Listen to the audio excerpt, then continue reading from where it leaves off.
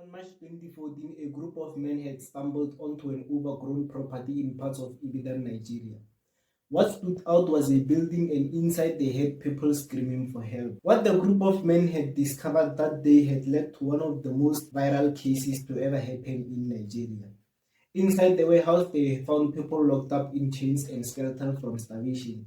And around the property, they found decomposing bodies and bones inside some dishes. So this is a story about what happens in a society that sees other people as less than humans.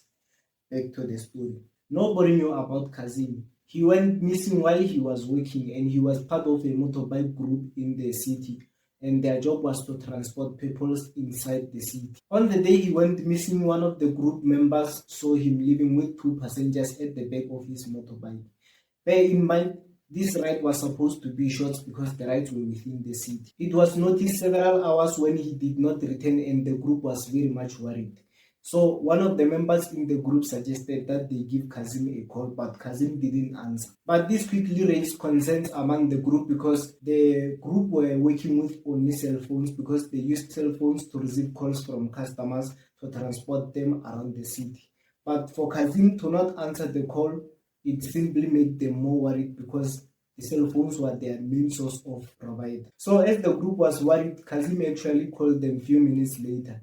So he called one of the members in the group, and the member actually put him on loudspeaker for the other members to actually hear Kazim. So Kazim called them on his secondary cell phone. He had two cell phones.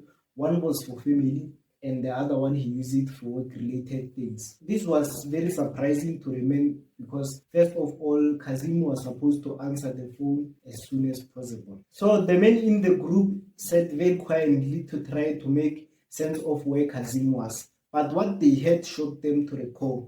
Kazim was very much kidnapped. He told them that he was kidnapped with 8 other people, and they were kidnapped underground. So he told them that we can hear footsteps coming from the top of the roof, but we can no longer see anyone. So he told them that I can give you specific landmarks that you can go. On that way, you will hear me and 8 other people screaming for help. So Kazim came down and told them a specific directions. He said that there is this footpath that led to the slaugher forest. When you follow this footpath, you will eventually hear me and 8 other people screaming for help in the forest. When the group of 40 men arrived at their destination, they parked their motorbikes nearing the road leading into the slaugher forest. And one by one, the men formed a symmetrical line to the slaugher forest. So as they are narrowing inside this slaugher forest, because their motorbikes were not able to move into the slaugher forest, as they were making their way into the slaugher forest, the men leading the queue suddenly stopped and alerted the men at the back of the queue to stop. So 20 meters away, a man jumped from the tree line, took out a gun and started shooting at them. So the group ran away for their life, and when they arrived at the city, the group finally made the decision to go back and rescue their friend. But this time, they were very much prepared. They wanted to make it clear to the person in the forest that now we came back and we wanted war. So the group had called other groups from neighboring cities to come and help them. The group of men also knew that if they involved the police, the case will eventually go cold. Reason being, few months ago, the locals had launched complaints about a black jeep going into the warehouse in the middle of the night. So they will hear screams coming out of the warehouse, and few minutes later, the black jeep will come out of the warehouse and vanish into the thing. So if the police had followed up with the locals' complaint and eventually went to investigate in the warehouse, they will found most sinister things to ever happen in Nigeria. But the police didn't do that. They simply just brushed it off and just took it as a local urban legend and just left it the way it was. So when the group of men came back to the location for the second time, they actually expected a shootout between them and the people in the warehouse. But this time there was no one. The people had run away. So what was left was this abandoned warehouse in the middle of nowhere.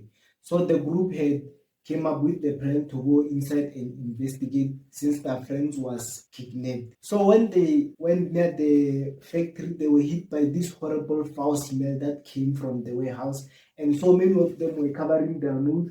And when the group opened the metal door to this warehouse, they were hit by this foul smell, and inside on the middle of the warehouse, there was this cement slate that kind of laid, and there was a cross on the middle of the slate. So what actually happened is that if you poured water on the cement slate, it will simply slide off to the very end of the cement slate. So to basically understand this story is that in Nigeria, few people believe in body parts granting wealth and infinite life. So there are people who use body parts to make these potions and charms, and that they sell to people saying that this will grant you wealth, it will grant you infinite money, it will grant you infinite life, and you will get everything, you will feel like a god. But it's not only Nigeria. Most countries practice this thing. It is called witchcraft. So they will kill people, take out their body parts, or some of the worst cases, they will just take your body parts while you are still alive. And in this warehouse, what basically happened was what I was explaining in the previous clip.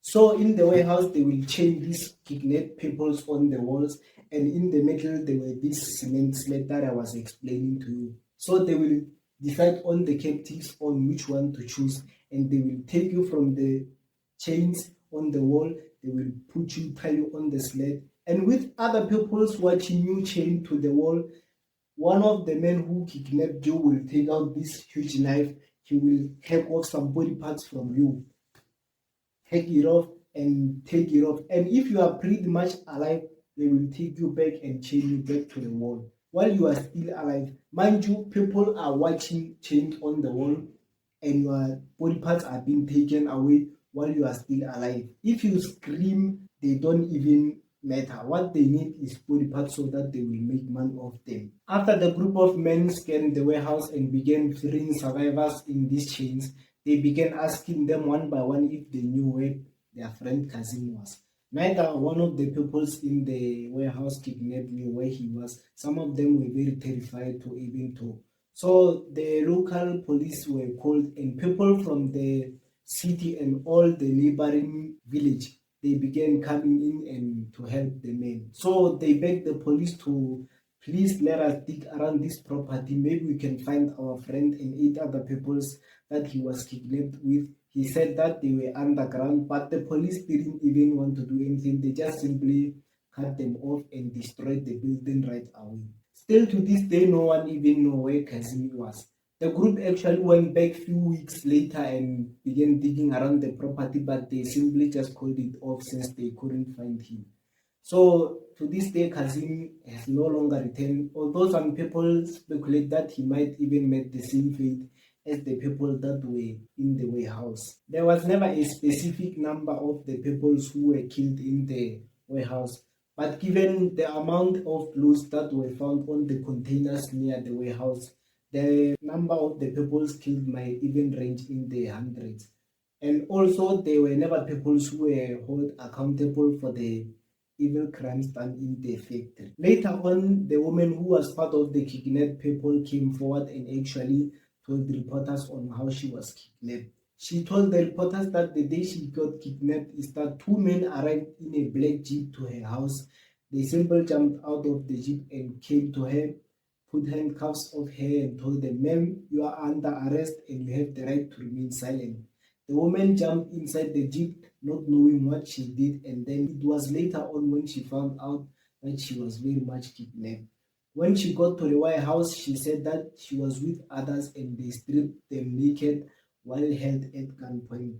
Their belongings were taken away from them, and then they were led into this warehouse where they were chained to the walls. And that will bring us to the end of this video, guys. I really hope you got something away from this video. Please comment down below what you think of this video, what you have learned in this video, and any other suggestion that you want me to cover, some stories that you want me to cover in the near future. Just comment down below and I will be down to cover those stories for you guys. And as always, from me, Pope, as your narrator, some of the most horrifying stories out here needs to be covered.